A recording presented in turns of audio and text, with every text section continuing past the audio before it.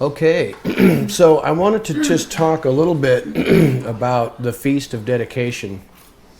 Now, I know that there's a lot of mythology, I would say, involved in some of the traditions. I would consider the Feast of Dedication to be like the 4th of July, but with some religious significance, obviously. I mean, it is a national holiday that is kind of secular, but is obviously got a lot of spiritual elements, because of the rededication of the temple. But it's really, what do our Jewish brothers say? They tried to kill us, God prevailed. Let's eat. That's the traditional speech about the celebrations. So I know that the Talmud comes in 3 or 4, 500 years later and talks about the miracle with the Hanukkah lights, staying lit with 1 day's worth of oil for 8 days. It's not in the book of Maccabees. Did anybody read the book of Maccabees? Have you been lately in the last week? We've been reading I took the books of 1st and 2nd Maccabees and I kind of culled out the relevant material that tells the story, and I put it into a section for each day, and we read the story about what Judas and his brothers did to defeat the Greeks. We read a little portion of it each night as we light the candles, and it's been really fun. Now, what I wanted us to look at for just a few minutes is the fact that this Abomination of Desolation and how it's related to the Feast of Dedication, because I think it clearly is, and I don't think you can look at a book on prophecy that's regarding the Abomination of Desolation without seeing some connection to Antiochus Epiphanes, for sure, as a type of anti-Messiah. And if you want, I'd like to take a look at Daniel chapters 8 and 11 for just a couple minutes.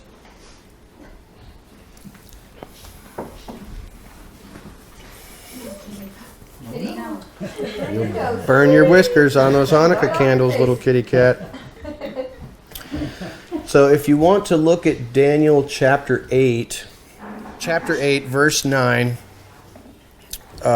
it's talking about you might actually have a heading in your Bible that says the insignificant horn, talking about the horn that comes up from the goat that is represented of Greece. And it says here, a somewhat insignificant horn emerged from one of them.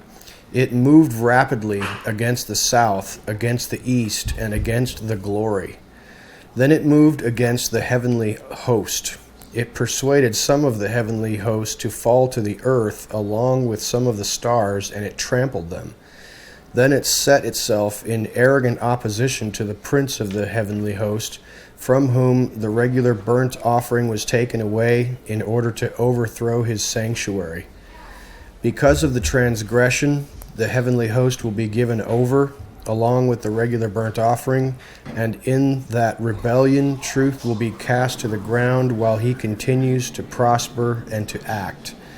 Now, I know that there are a lot of different translations of this, and I read 3 or 4 different translations. I read the Young's the literal translation. I read the concordant literal version. I read it in Hebrew directly into English, and it's very interesting in the way that different translations pull these terms out. And so it's talking, I believe, about Antiochus Epiphanes, but it's clearly a type as well, because if we then go to chapter 11, verse 30, it talks in more detail and talks about this same situation, because I think we all can agree that Daniel is given the same message twice. There are other interpretations, obviously. Some people think that he was given the same message twice. There are certainly some similarities. But look at this. Starting in, I'm going to back up just slightly to verse 29. It says, "At the scheduled time, he'll return." This is again talking about this little horn moving southward, but the end won't be as before, because ships will come against him from the Mediterranean islands. Disheartened, he'll return, incited to vehemence against the Holy Covenant, and he'll take action. As he returns, he'll show deference to those who abandon the Holy Covenant. Armed forces will arise from his midst, and they'll desecrate the fortified sanctuary, abolish the daily sacrifice, and establish the destructive desecration. My translation says the destructive desecration, that is the abomination of desolation. And through flattery, he'll corrupt those who act wickedly towards the covenant, but people who know their Elohim will be strong and take action. Insightful or wise people will impart understanding or wisdom to many, though they'll fall by sword, by fire, by captivity, and as war loot for some time. And when they fall, they'll be given some relief, but many will join them by pretending to be sympathetic to their cause. Some of the wise will fall so that they may be refined, purged, and purified until the time of the end, since it will surely come about. Now that's a very curious, obviously a very mysterious passage. Very mysterious passage. Like I said, lots of different interpretations. But then you can see, if you look in 1 Maccabees, verses 40 through approximately 63, I put it up here because you probably don't have it in your Bible, or you may not have it in your online version. But they obviously, and this is, you can do the math. If Daniel was writing in Babylon at approximately 560 BC, and then Antiochus Epiphanes is committing these atrocities, and they establish the Feast of Dedication sometime around 174 BC, you've got them interpreting the situation that they are in according to Daniel's prophecy. Because they say, I'll read it to you from verse 41 of 1 Maccabees, chapter 1. Antiochus now issued a decree that all nations in his empire should abandon their own customs and become one people. All the Gentiles and even many of the Israelites submitted to this decree.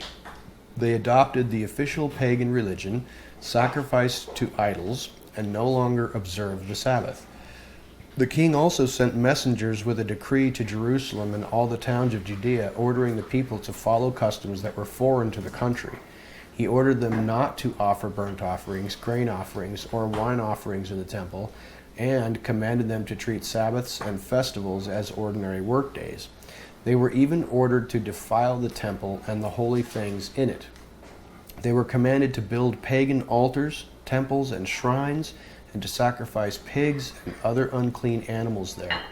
They were forbidden to circumcise their children, and were required to make themselves ritually unclean in every way they could, so that they would forget the Torah which Yehovah had given through Moses, and would disobey all of its commands. The penalty for disobeying the king's decree was death. The king not only issued the same decree throughout his whole empire, but he also appointed officials to supervise the people and commanded each town in Judea to offer pagan sacrifices. Many of the Jews were ready to forsake the Torah and to obey these officials. They defiled the land with their evil, and their conduct forced all true Israelites to hide wherever they could. On the 15th day of the month of Kislev in the year 145, King Antiochus set up the awful horror on the altar of the temple, and pagan altars were built in the towns throughout Judea. Pagan sacrifices were offered in houses and in the streets. Any books of the Torah which were found were torn up and burned, and anyone who was caught with a copy of the sacred books or obeyed the Torah was put to death by order of the king. Month after month, these wicked people used their power against the Israelites caught in the towns. On the 25th of the month, these same evil people offered sacrifices on the pagan altar erected on top of the altar in the temple. Mothers who had allowed their babies to be circumcised were put to death in accordance with the king's decree. Their babies were hung around their necks, and their families and those who had circumcised them were put to death. But many people in Israel firmly resisted the king's decree and refused to eat food that was ritually unclean. They preferred to die rather than break the holy covenant and eat unclean food, and many did die. And then, interestingly, 190 years later, Yeshua prophesied about this exact same event. How is that possible? What are your thoughts regarding that? That Daniel would have prophesied something like this happening 560 BC. The Maccabees, it's seemingly the prophecy is being fulfilled, or at least partially fulfilled, in 174 BC. And then 190 years later, here comes Yeshua in Matthew chapter 24 saying it's coming again. What do you make of this? Can I? You please do, yeah. Okay. That was good. The way chapter 8 of Daniel appears to be talking about Antiochus Epiphanes as an incredible prophecy that he prophesied in advance. Number 30 in Daniel 11 could apply to Titus of Rome, where he came in and he destroyed Jerusalem. The Romans destroyed Jerusalem in 70 AD. And that obviously destroyed the temple and to stop the sacrifice at that point. And then 40 of Daniel 11, is my belief, applies to the Abomination of Desolation that's coming now. Not the one that's sitting up there now. I'm sorry? Not the abomination that is making desolate that is on at the temple now, or about a new No, one? the Abomination of Desolation, what he does during these last days that we're living in now. Okay, so you're saying another one is coming. Not that there's one there now. Right, because it's very interesting that prophecy follows a specific pattern. It's a great big gap in prophecy. It's like 2,000 years. When you read Daniel 9, and it talks about Messiah coming, that section, I think it was at 927. Son of Man right coming with the clouds. Talks about, and he will be cut off, right? And it talks about a prince that's coming. Well, that's the evil prince that's coming. And and then it says that it reads like Matthew. And then it says there'll be various earthquakes and there'll be wars against nations, and it's just kind of quick. Mm-hmm. And then the very next line is, and he will make a covenant with the many for 1 week. Right. Well, who's the he? There's your gap. Right. 2,000 years. I'm looking at a pattern here that Daniel's presented. Mm-hmm. So I kind of see the same pattern from verse 30 in 11 here, where the sacrifice is cut off by Titus of Rome at this one, at this particular one. Mm-hmm. And then it's cut off until now. Right. The sacrifice is cut off all these years. Yeah. And do you think that, do you guys think, you, Joe, or anybody else, do you think that the Maccabees had a valid application of the prophecies of Daniel for their own day? Maybe in chapter 8, or do you think they would have seen chapter 8 as applicable to them, or maybe chapter 11 also? Yeah.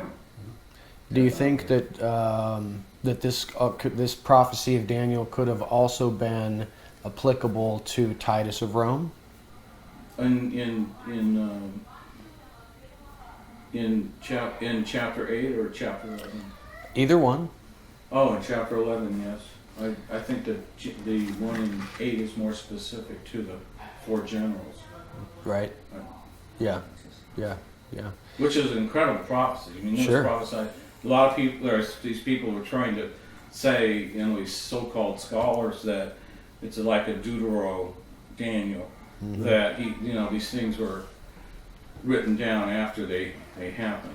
Yeah, no. You want to believe that? Yeah, they date Daniel much later, Yeah. saying that it happened Right, after they're trying to say after that. this. Yeah, Right. sometime after Maccabees, and They- that's when it was written, and then it showed the history. And they do the same with Isaiah too. Sure.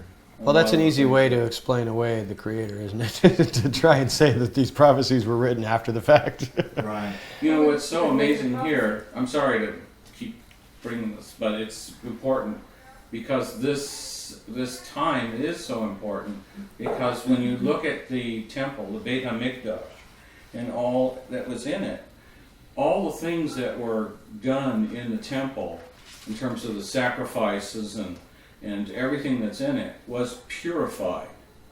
There was a purification of the lampstand, the menorah. There was a purification of the Mizbeach, the altar on the outside. Everything went through a very large ritual to be set apart to Yahweh. And if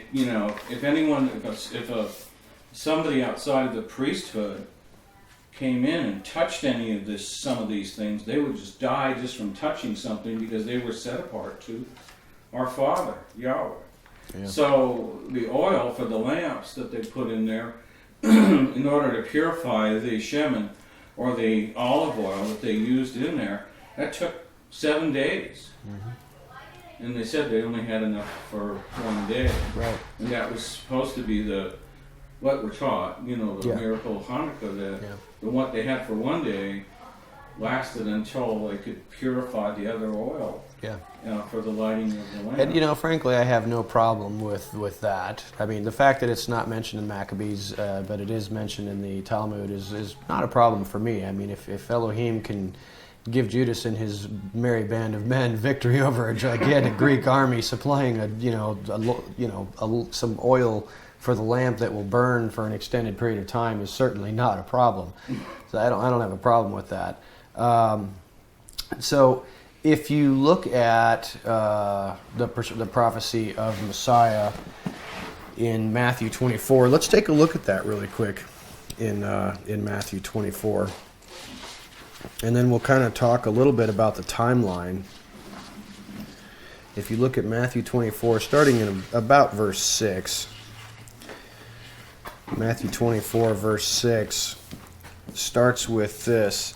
You will hear of wars and rumors of wars. See to it that you aren't alarmed.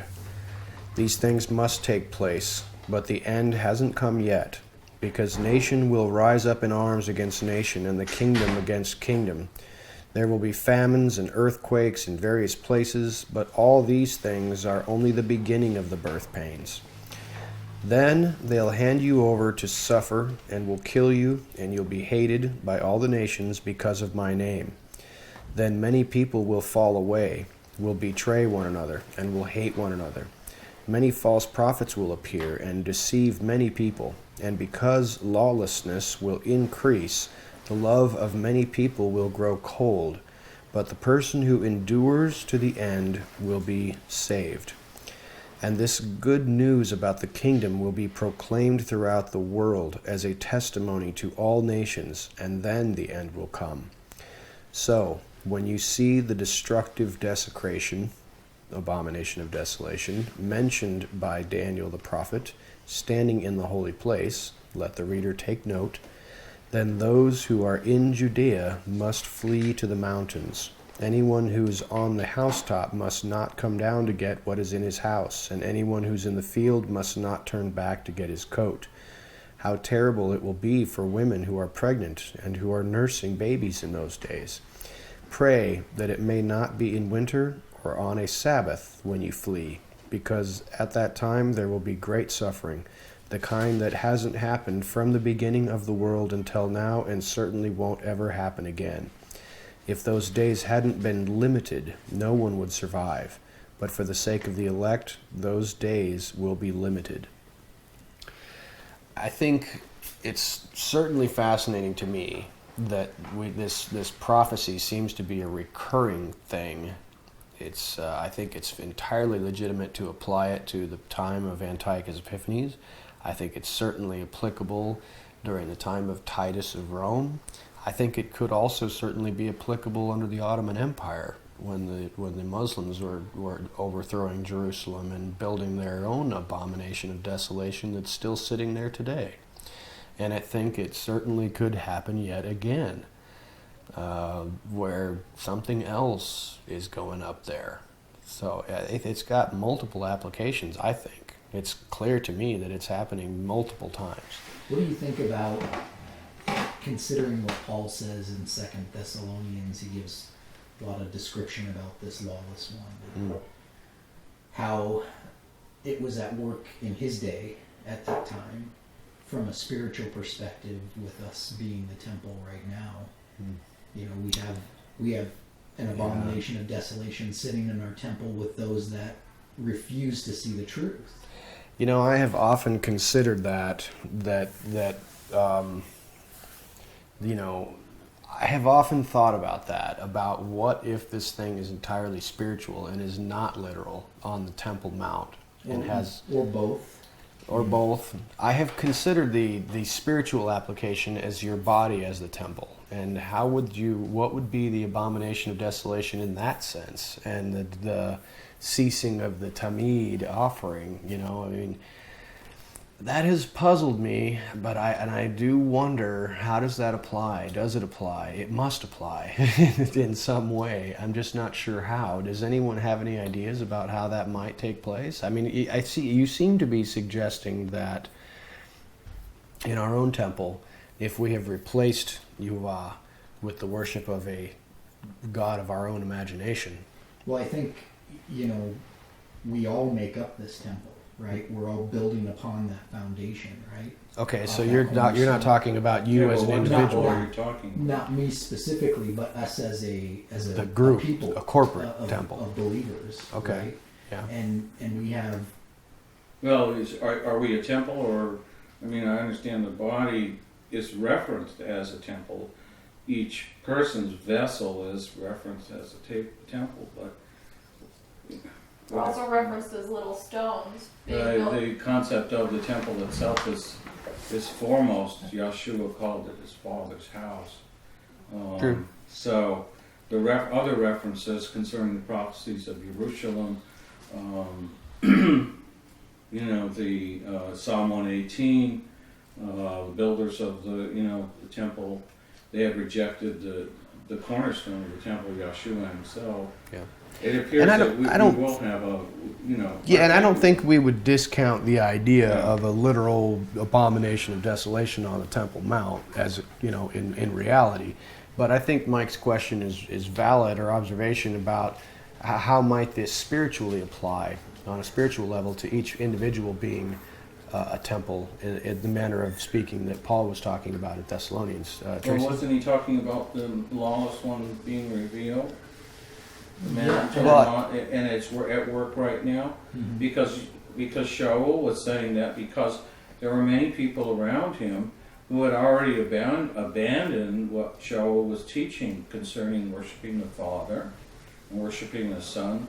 They were doing things, that were totally contrary to the faith that and the traditions that he was bringing forth, and he names these people. So the spirit of lawlessness was already at work, in a sense, sure, during that time. And we've got all of these believers that have now made for themselves their own law. Right. And only God can do that. So in a sense, they've become their own God. Sure. And I think that's what, he's sitting in the temple of God as God, showing himself to be God. He is God. Yeah, absolutely. Right? They've usurped the place of God. And he says, and he goes on to say that because they didn't receive a love for the truth, that God allowed them to believe the lie. Right, they were deceived. Tracy, would you like to shoehorn in there? Yeah, just what you're saying about the sacrifice part. Mm-hmm. It's interesting in 1 Peter 2:5. 2:4 it starts saying, having drawn near to him, Messiah, a living stone, indeed having been rejected by men, but chosen by God precious, you also as living stones are being built a spiritual house, a holy priesthood to offer spiritual sacrifices acceptable to God through Yahushua Messiah. Mm-hmm. Mm-hmm. Because of this is also contained in Scripture, behold, I lay an elect precious cornerstone foundation, and the one believing in him shall never be ashamed. Yeah, I like it. So I think Mike pointed out that I think that if you look at, and you can see in the prophecy of Daniel in chapter 11, talks about these people who are flattering and joining the elect with flattery. It literally, in the Greek or in the Aramaic, seems to say greasy words. It's very strange. But I think, we got the wise who will be standing, but they will be tested and persecuted, and some join to them in flattery. What is flattery? I mean, if you take it down to its base, its core, what would you say that flattery is? Ear tickling? Ear tickling is a good way to put it, sure. If I wanted to flatter someone, what I am saying true? If I'm flattering them, Can be. it could be. What is my purpose? Depends on what's in your heart. Tell them what they want to hear. To tell them what they want to hear. Yes. To manipulate them. To manipulate them, absolutely. So I think what's interesting, it says that these insightful people in Daniel 11:33, people who are wise will teach many this wisdom, and though they'll fall by the sword in captivity and such, when they fall, they'll be given some relief, but many will join them by pretending to be sympathetic to their cause. And it talks again in the literal translation about flattery and greasy words. And I think that really does reflect what modern religion has become, is speaking words of flattery, using the Father's name in vain, saying I am attached to the Father and I am a member of the household, and just saying what other people want to hear you say in order to gain trust, sympathy, support. I think that this section of Daniel, it can definitely be just superimposed right upon where we are living right now. And these people who have insight are the people who are seeking the Father and returning to the ancient paths, as mentioned in Malachi, seeking after the ways of, remember my Torah that I gave to Moses. And I think there are unfortunately many who are using greasy words. Words. Lots of words. It's one of the things. Different doctrine. Completely different doctrine, but the words seem to fit. And that was one of the things that bothered me so much, and still does to this day, really, is when you talk to religious folk, they use words, catchphrases, slogans, church speak. And what's interesting is that in a lot of this church speak, it is theological position statements that have been boiled down into catchphrases that aren't even found in the Bible. Yeah. You can't define it biblically. You can't define it biblically. It's just stuff that people made up. And, that's, to me, that is the essence of what is being talked about here by flatteries and, greasy speech, and kind of, it seems like they are feigning or faking joining in with these people of wisdom. Do we know, when the first attack came from? From Antiochus? Yeah. Yeah, that was.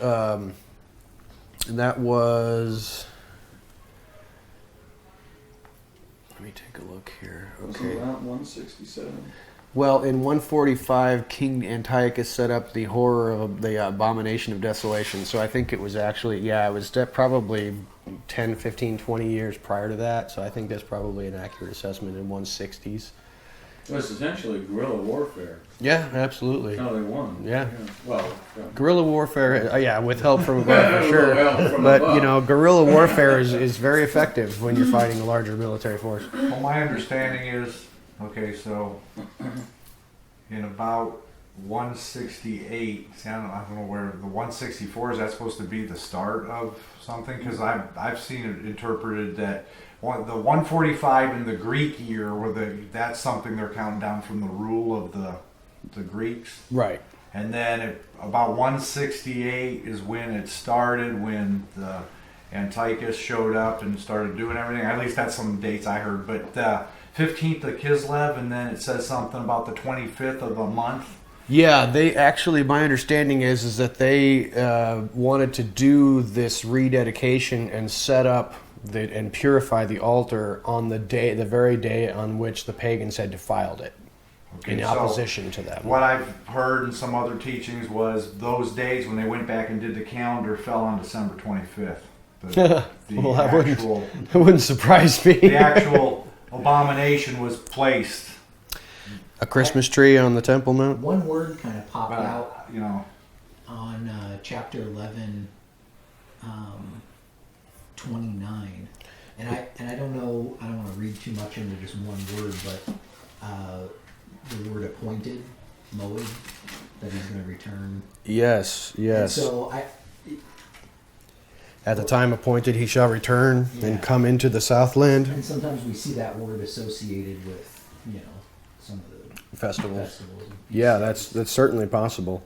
Well, that's the key word that's used in Leviticus for describing So- appointed times. Right, And I right. guess Moed. if we knew like when he actually came back, because doesn't it say that's when he comes back at the appointed time? He will return and come against the south. Hmm. Like, is that the start of his? Yeah, and I know that a lot of people look at you probably may have listened to a little bit of Joel Richardson. I think he's got some fascinating insights on the key players that are shaking out right now. I personally think that that has to do with something about Turkey and Syria, maybe ISIS, I don't know, going down and messing with Egypt. Well, it's all part of Gog and Magog, Rosh and Tubal. That's Sure. all Ezekiel 38 and 37, 39. yeah. That whole area is. Yeah. That's where they went. I mean, when you examine at least a little information that we have from the sons of Noah, and they all went that area. And Table of Antiochus Nations. was from Syria. Excuse me? Antiochus was Syrian. Antiochus was Syrian, yes, absolutely. And I think that there is some case to be made that that the anti-Messiah could be Syrian. It's certainly possible. Certainly possible. It's just as valid as any other argument I've heard.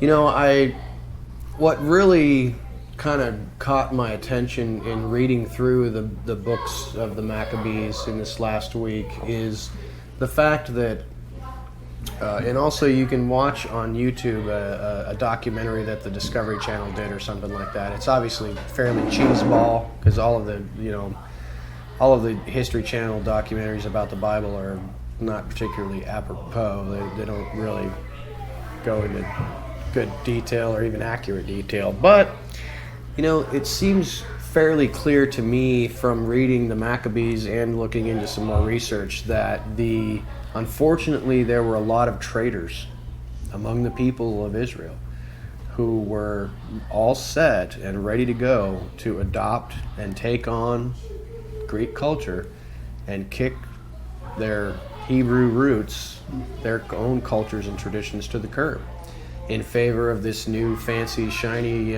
new philosophy and doctrine of living life that the Greeks had persuaded everyone, when Alexander started tearing everybody up and Hellenizing everybody. We had a couple of 100 years of Hellenization and, the importation and exaltation of Greek culture with worshiping the beauty of the human form, a pantheon of gods, Greek philosophy, stuff like that. It seems pretty clear to me that in this day that we live in, we have the exact same thing. Greek culture is still the predominant force in the world. That's what I call Westernism. You know, the Western nations are Greco-Roman to their core.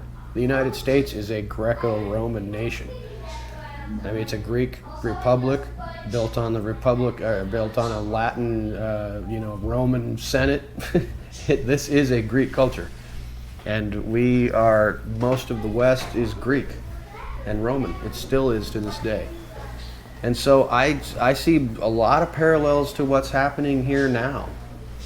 And I don't see any reason why this all is continuously applicable. And the children of the covenant, many of them, you know them, are perfectly willing to,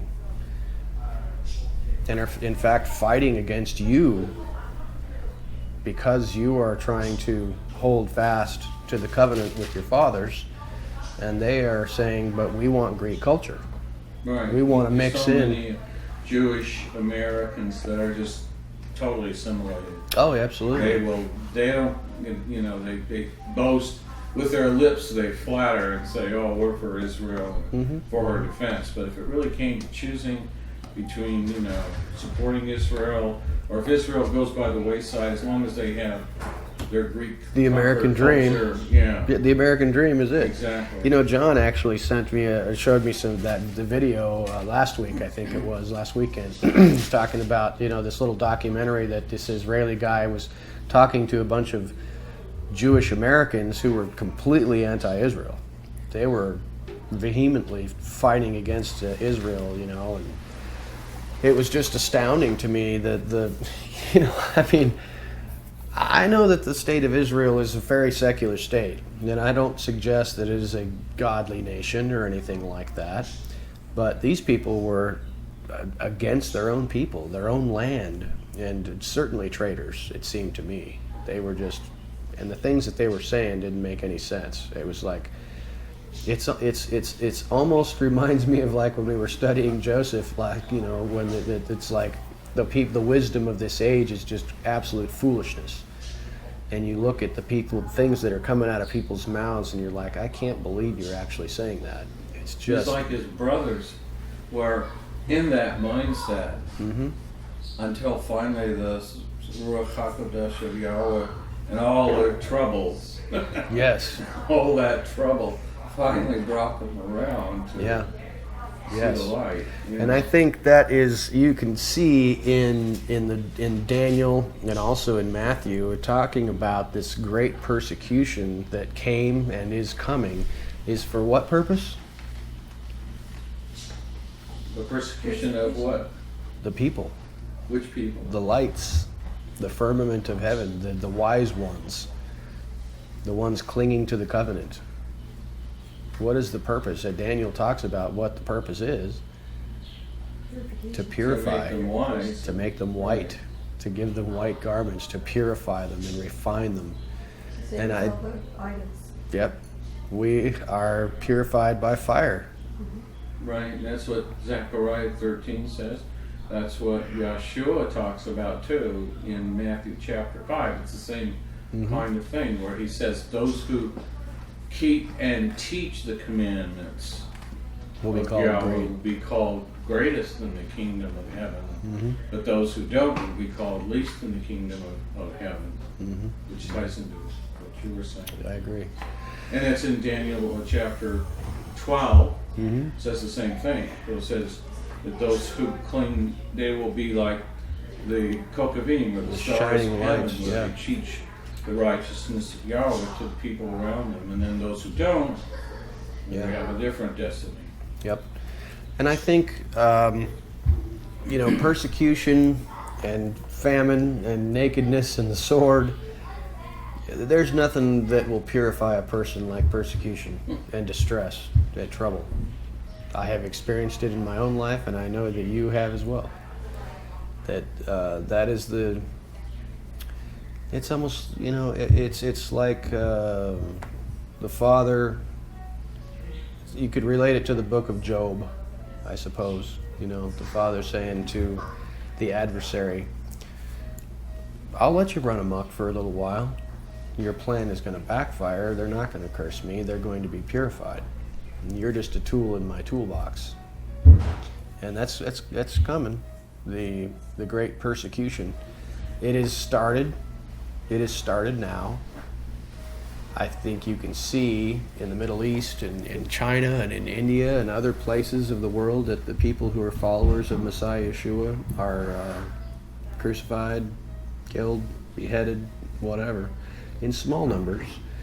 But I think you can see already, just from the positions that you've taken to hold fast to the original covenant, the one and only true covenant of the Father that was given through Moses and ratified by Yeshua and revamped and filled full of meaning by Yeshua. You have sought that out and have clung to it and are holding fast to it. And people around you, you know, it always puzzled me that, you know, Yeshua would say, if they persecuted me, they will persecute you also. But you know, for the longest time, there's been no persecution. Not that Not that kind of persecution. When you're going along to get along, and you're part of this Greco-Roman mindset of this Christianity that is predominant in the world, you're friends with everybody. Nobody has a problem with you. You have no issues, and nobody's going to persecute you. And I mean, maybe the Muslims will, but certainly not brother against brother, and mother against son, and son against daughter, and all this, you know, families being torn apart. It's certainly happening now, though, because you'd have to go against the grain. you start going against the grain, and you start doing things like we're doing them, and boy, persecution just came out of nowhere, didn't it? I've never seen anything like I it. made a really interesting connection with that. They will hate you because they hated me first. Mm-hmm. It never made sense as a Christian, just growing up or whatnot, until I started this walk, and I realized, going back into the Torah, all the places that said they made a mockery of the Torah, they made a mockery of my word, they hated my word. The Messiah comes, and what do? They hate him, they spit upon him. It's the exact same thing happening to him in the flesh that happened to God's word in the beginning. So that is what he meant, is they hated me first. They hated this word first. That's right. And when you follow this word, they're going to hate you too. Yeah, when you're following, you know, the culturally relevant, politically correct Roman abomination that they call Christianity today, with its, you know, some of the most troubling things that I have said that have really angered a lot of people is I did a video a while back, and you may have seen it. It's called A God of Your Own Imagination. And then we had a discussion about it here one night about a year ago, where we had some people visiting and got into a conversation, and, you know, this person was taking the position of anti-Torah, and we were taking the position of pro-Torah, pro the words of the Father and the words of Yeshua. And it's like, you know, somebody said, I don't remember if it was me or Ken Rianne maybe said, you know what, I think the issue is that we have a completely different Messiah. That's a different Messiah. Boy, that just blew up. At that point, that became a very uncomfortable conversation. It's like it really came down to the point of, you know what, you worship a completely different God than I do. And then it wasn't long after that I made this video that was like, you know, many of you are worshiping a God of your own imagination. That is not the God of the Bible. It's just something that you were told, something that you just made up. He's not the super loving, do anything you want God. Yeah, absolutely. You know, and just pray it's, to me and I'll bless you. Whatever you do, just Continue to sin. just continue to sin as Whatever long as you you, feel you know, you say you're sorry every once in a while, and That's not what he says. He says you reap what you sow. that's true. So it became a very heated point of contention when it was really pointed out clearly. You know what? You're not worshiping the God of the Bible. You're worshiping a God of your own imagination. Those are war words. Too. Those are war words, and Fire that will come up in their eyes. it came up. But you know what? That was a very tough time, and it really hit me that they are worshiping a false Messiah. Well, it's the ultimate bait and switch, that is Satan's plan. He's setting it up. He is Yeah. disguised as an angel of light, and people don't see that. Yeah. When he shows up, he's going to say all the things that they expect him to say. Yep. Yep. In the concept prophetically of persecution, we have right now a real marker. The time of Yaakov's or Jacob's trouble Mm-hmm. is happening right now before our very eyes. Yeah. Israel is under such attack, and the From children, all sides. the children of the covenant. I mean, can you imagine if we were living there? I mean, it would be a total blessing to be living there. Don't get me wrong. But on the other hand, we have to worry about, well, we're not supposed to worry, but still we have to be diligent and watch out for Hezbollah on one side and Hamas on the other side and the PLO on the other side. And the BDS movement on the other side. And then our very own Jewish brothers on the fourth side. Right, now we've got Ashur or Syria on the Golan, plus the Iranians are on the Golan now with Russian T-90 tanks on the Golan Heights in Lebanon and in Syria. Mm-hmm. I mean, we just go on and on and on about this. And so I think your time of Jacob's trouble is very Here. applicable. Yes, absolutely. And if it's not here in its fullness, it's on its way. for Absolutely. And it's going to become dangerous for you to stand for the people of Israel, the covenant of the God of Israel, the real God of Israel.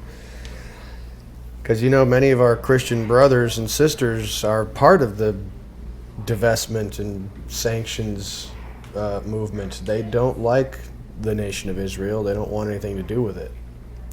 It's strange and interesting times that we live in, and I think that the abomination of desolation just keeps coming around. It just keeps swinging around, and it's getting bigger and bigger each time, and we are about to see it again. Mm-hmm. It's very, very likely. It has to keep coming around, just like all these things has happened several times in history since inception, Yeah, because it's all the ultimate end of purification right. when he comes back for his bride. Yep.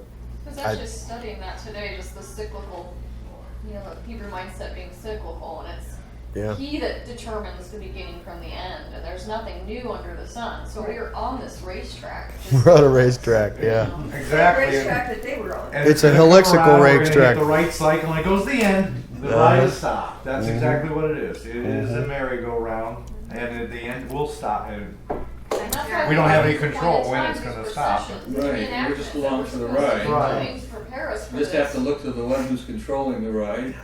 Yeah.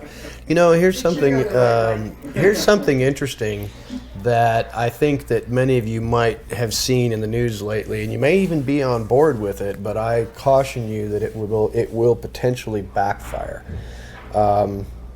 I was just noting in the French press today that the far-right nationalist parties are sweeping the elections.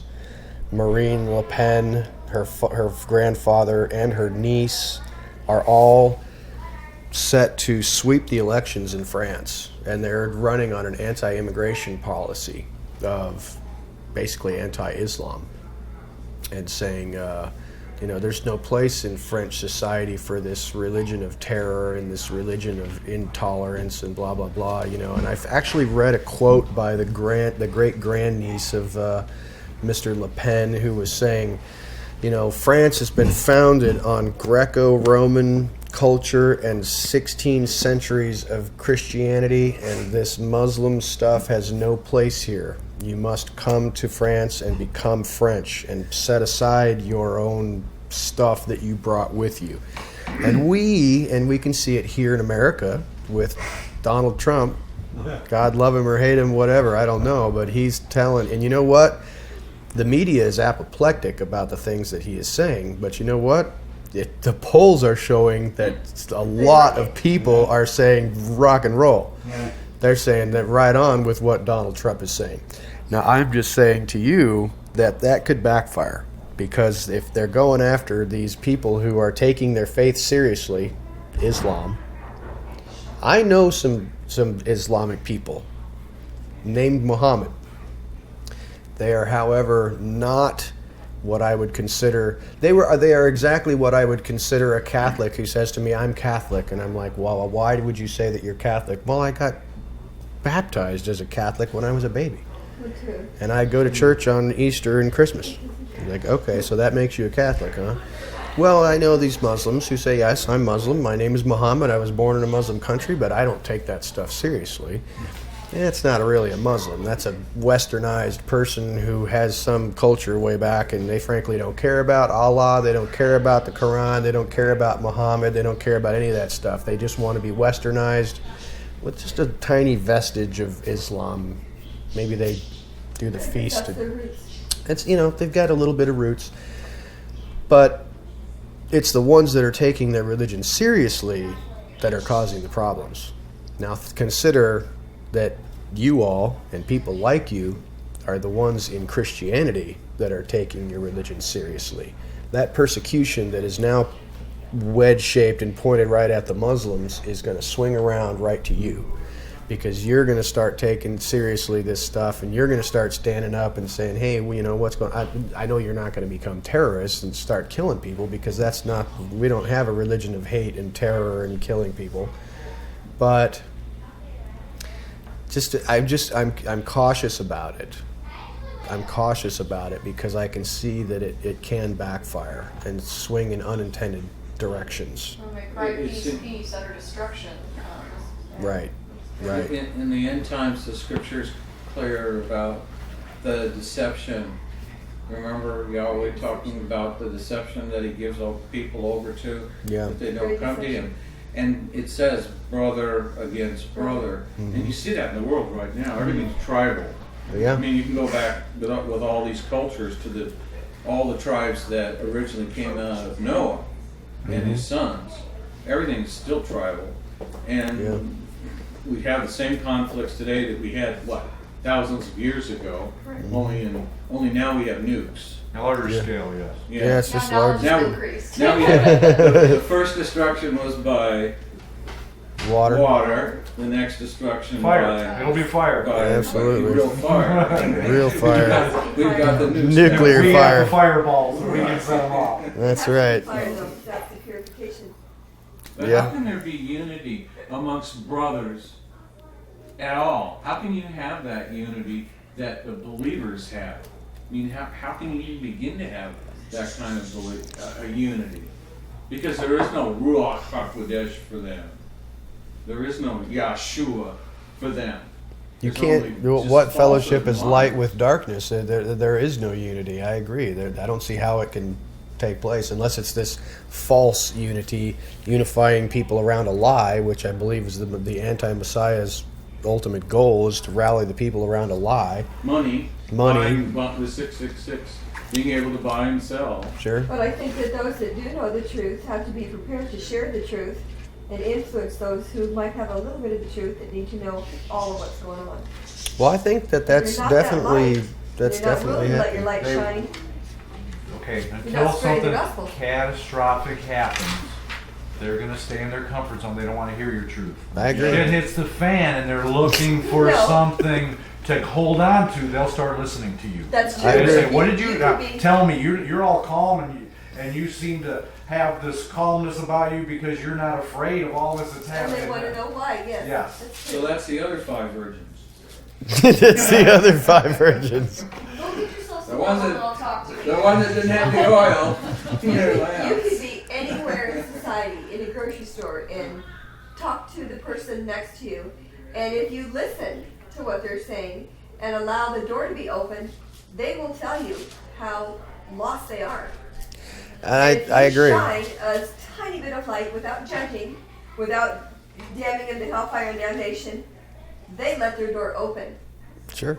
And now it's like a house with windows where you can see in and reach in and help. Otherwise, unless you let them put the walls down by the way you talk to them, the words you say, they need to be comfortable with who you are. They're not going to let you in to share your gospel if they don't trust you. And I think that goes much more to your actions than your words. Because if True. they see that you're a hypocrite, Your actual word. stranger. No, I know. I know. Yeah. But what I'm saying is that our actions are going to be much more powerful than our words. Oh, absolutely. Well, they have You're- to go hand in hand. You seem to have a gift.